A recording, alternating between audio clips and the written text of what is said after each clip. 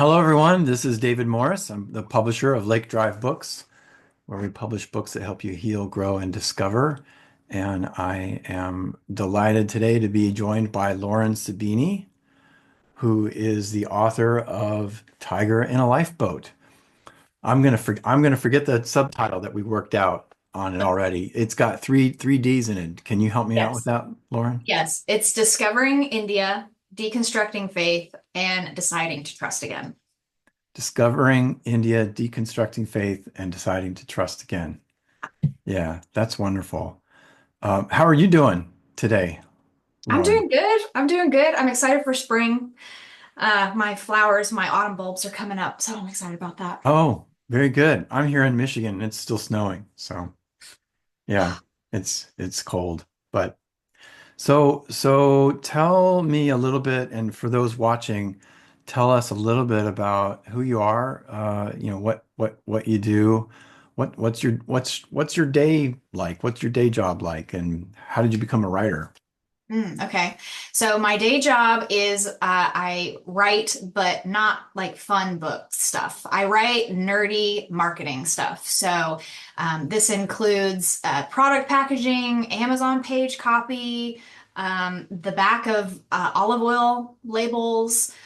Any place where a brand is talking to you, that's where my words usually appear. Wow. All right, that's gonna make me think twice about olive oil labels now. And Yeah, it's it's fun. It's nerdy. so that makes sense why some of those olive oils sound so good because they've got people like you doing the writing for them. There's some word nerds back there who are Yeah. secretly hoping one day to What publish a about like different kinds of vinegar? There's a lot of those. yes, vinegar, wine. I have some really cool like non-alcoholic, low alcoholic wine clients that I write Wow. for. So it's always fun. It's always something different, and I really love it. Do you ever just talk yourself into using the product because you're writing about it? Sometimes, yeah. Sometimes I'll go down a deep dive because like how do you describe the flavor of cinnamon? You know, like if someone's never tasted cinnamon, and then all of a sudden I'm just like craving snickerdoodle cookies so bad, or like a chai latte or something Oh, like that. wow. So yeah, Wow. I love your spirit about it. You make something that seems like it would sound so kind of mechanical. You make it sound like you're really engaged in what you do. How long have you been doing this writing in this ad agency that you guys do? yeah. I've been writing for in marketing positions for close to 10 years.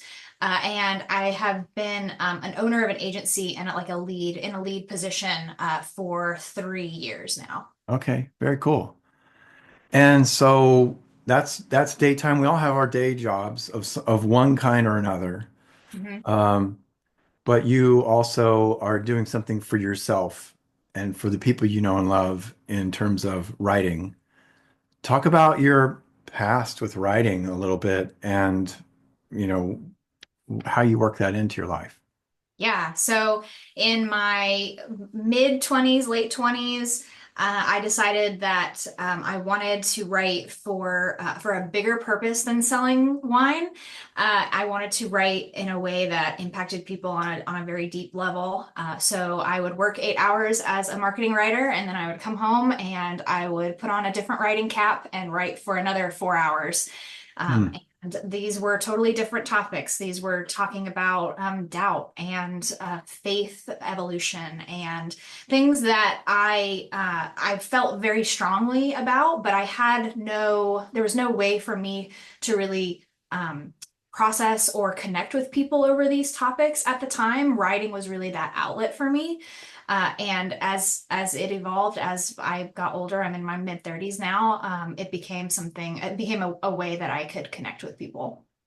I don't know that we've ever talked about this. Do you have like a routine for getting to writing? Because I know you're still producing. I mean, you've done a manuscript, but I know you're still writing. Yeah, I still keep that very rigorous schedule of 8 hours, during like an average Tuesday. I work all day and then I come home and at like 8 p.m. I like clock in to my other job and that's when I get to write about faith and Yeah. about, these more heavier topics. Yeah. That's amazing. So you're not just writing like science fiction fantasy novels at night. You decided to start writing about like the big questions. Yes, yes. And And I have other writer friends who used fiction in kind of a similar way to they allowed their characters to kind of help shoulder yeah, this heartbreak. And I was like, I didn't know that was something you could do. I maybe yeah, would have explored that, but yeah, I yeah. much prefer talking, with my own thoughts and my own voice. Yeah, so you use the word heartbreak.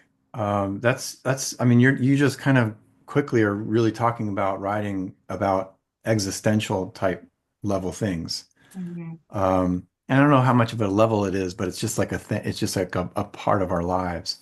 It's a big part, but so what compels you, do you think, to not write like just I don't know, poetry or like I said before, fiction, or maybe even just do journalism, for example. Why existential type topics? I think that these existential questions that we're all kind of grappling with, especially now, have a very pronounced impact on our day to day.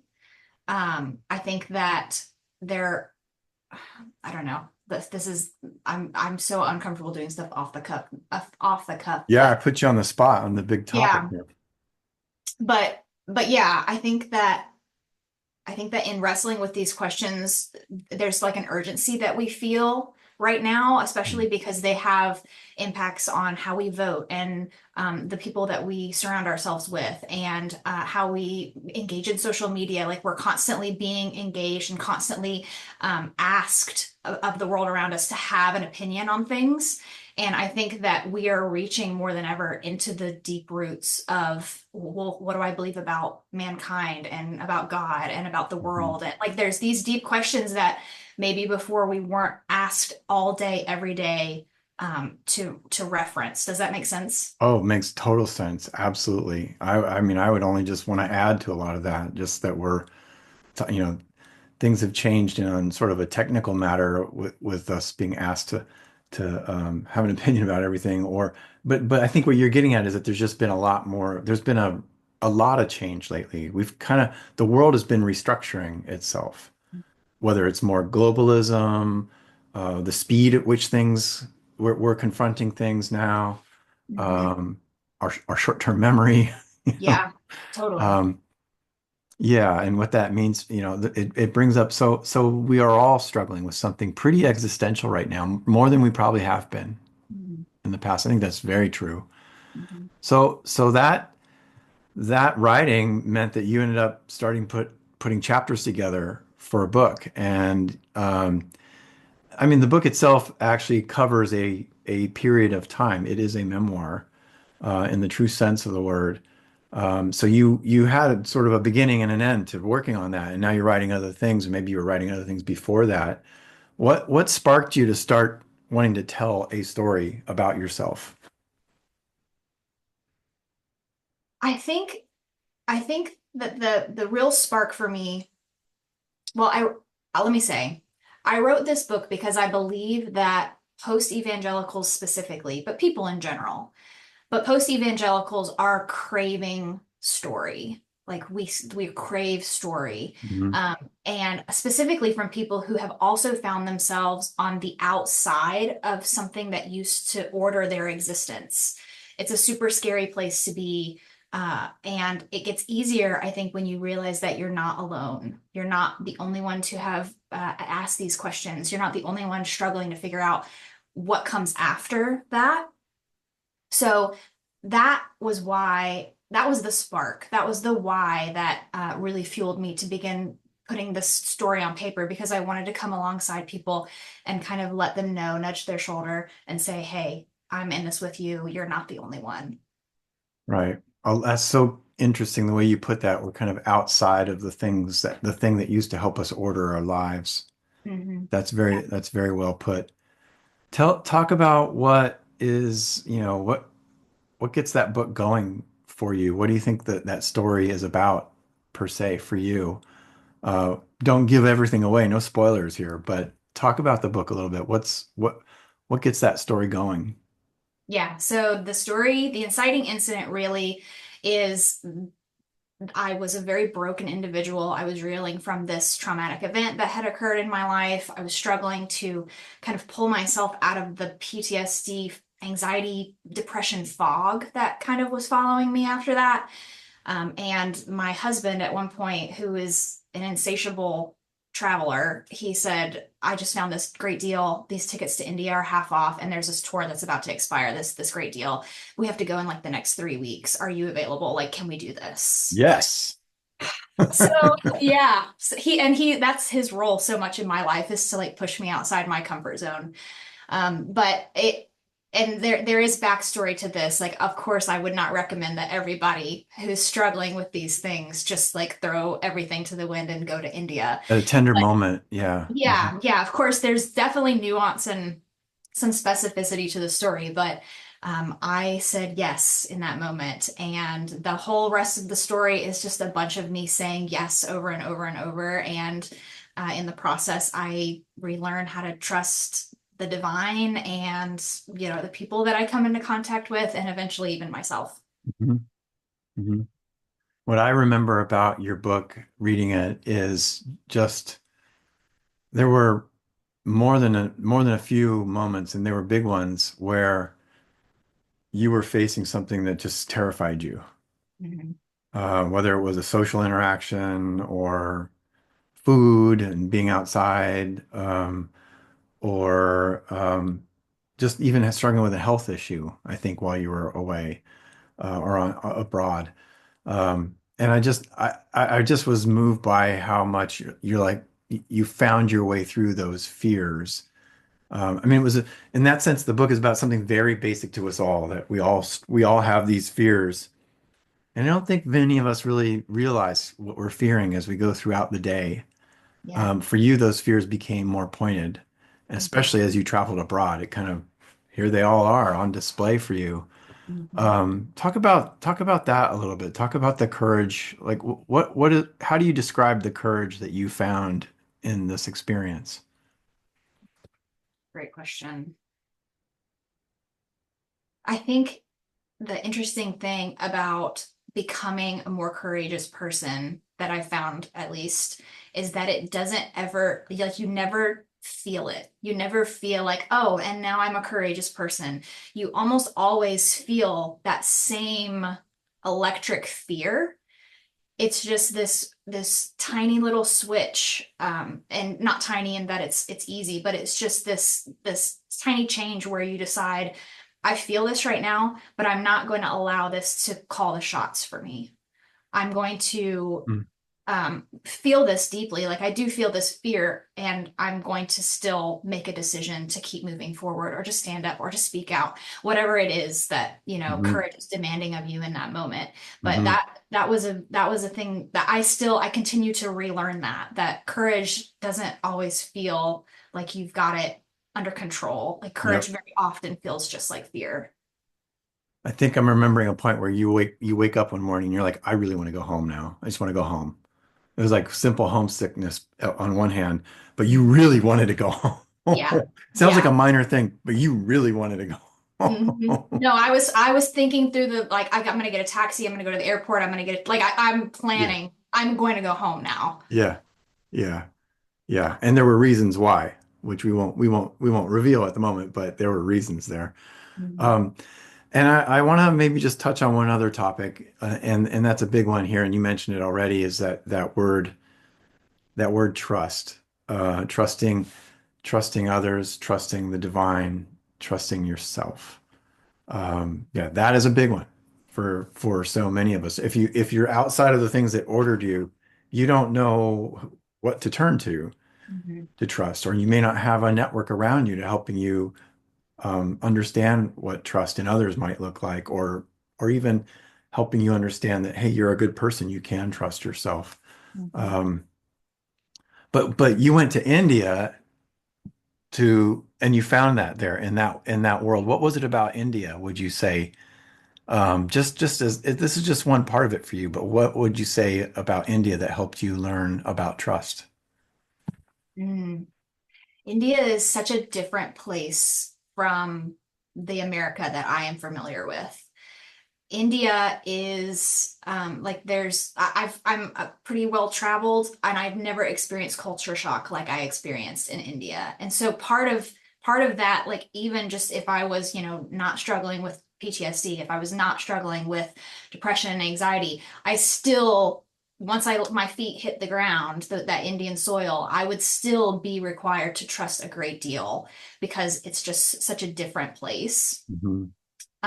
And so I think just at that having that baseline of like this is a place like you've never experienced before, and you're just gonna have to trust. You're gonna have to trust people who don't speak the same language as you. You're gonna have to trust food that you aren't familiar with and customs that you've never encountered, all of these different things. It's almost like you get like evolution inertia, like you're evolving so quickly as a person just because all of these tiny little things are asking you, hey, do you trust? Do you Yeah. trust? Do you Yeah. trust? And some of them are small, like, do you trust that the water that's coming out of your sink is not going to make you sick? To big things like there's this woman in a bathroom. She doesn't speak the same language as you, and she wants to redress your sorry. Like, do you trust? Do you trust? So, yeah. Does that answer your question? Absolutely. You mentioned the sorry story, and I got goosebumps when you t mentioned it again because it's just, I mean, it's that good. And I hope people get the book and check that out. And it says so much. It sounds to me too like when you're struggling with fear, you don't, part of overcoming it, and this is perhaps nothing new, but it's certainly revealed in a beautiful way in your book. You have to sort of put yourself into a situation where I mean, when you in India, you put yourself in a situation where you had to exercise your courage muscles Hmm. and your self-trust, your faith muscles, even, Yeah. so to speak. And I don't mean that by religion necessarily, but your faith in the world. Hmm. Um, and that taught you a lot of important lessons. I think everybody who's struggling with deconstruction out there, go travel somewhere, get out of this country, which you probably want Definitely. to do. Definitely. I could not agree more. Definitely get out of the country. Yeah, yeah, yeah. If you can, or find something. Well, fantastic. Really, really excited for this book. What do you hope people, I mean, after what we've said, what do you hope readers get out of it when they've put the book down after reading the last page? Hmm. You know, this is a small story. I mean, people who like to read memoir, there are bigger names and bigger stories in terms of like scope that you can enjoy. And next to theirs, mine is a small story, but I so firmly believe that small stories are still incredibly significant. And I hope that once readers read this small story and find in it those massive victories, that they can then look at their own small story with and their own victories with a renewed sense of like just curiosity and wonder. Yeah, that's where it's at. That's where reading a book is so powerful because you just have that sense of personal discovery as you're also learning about others. Yeah. Yeah, yeah. Well, where can people find you? Where do you like to connect with people? Let me put it that way. I love my Substack community. It's laurencibene.substack.com. You can definitely find me over there having these same kinds of, conversations, these same topics. And I am also on Instagram, Great, great. And your website is, laurencibene.com. and Yep. where you can find all these things as well. So everybody go buy the book. Um, we'll be getting the word out about there. I'm thrilled to be in partnership with you on this project of yours, and thank you for trusting Lake Drive Books. Oh, likewise. And Thank you. it'll be a good one. Thank Yeah. you.